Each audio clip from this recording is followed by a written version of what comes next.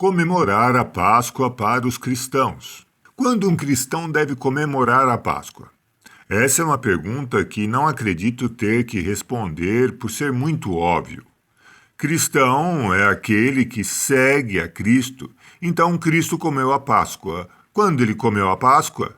Na Páscoa. Isso é muito óbvio. Como pode alguém não entender que Jesus comeu a Páscoa na Páscoa?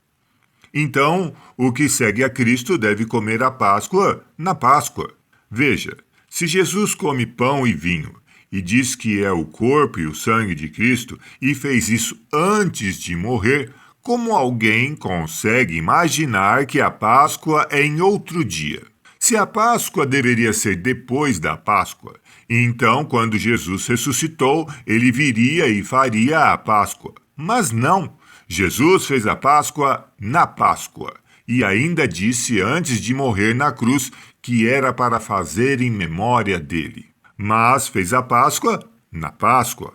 Acho estranho ter que dizer que a Páscoa tem que ser feita na época em que Jesus definiu a Páscoa. Vamos parar de desenhar e usar o verso da Bíblia.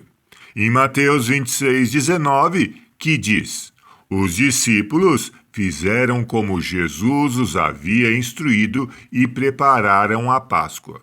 Então, espere e pense. Jesus havia instruído os discípulos para preparar a Páscoa quando? Na Páscoa. Será que uma pessoa com o mínimo de inteligência não consegue entender que seguir a Cristo é fazer o que ele falou para fazer? Então, qual o dia que ele mandou fazer a Páscoa? Será que está tão difícil de entender que é no dia da Páscoa? Onde está a dificuldade nisso? Páscoa na Páscoa. A Páscoa não foi determinada na ressurreição de Jesus. A Páscoa não foi determinada para ação nenhuma a não ser na Páscoa. Assim, Jesus no dia da Páscoa definiu que o pão e o vinho são o corpo de Cristo.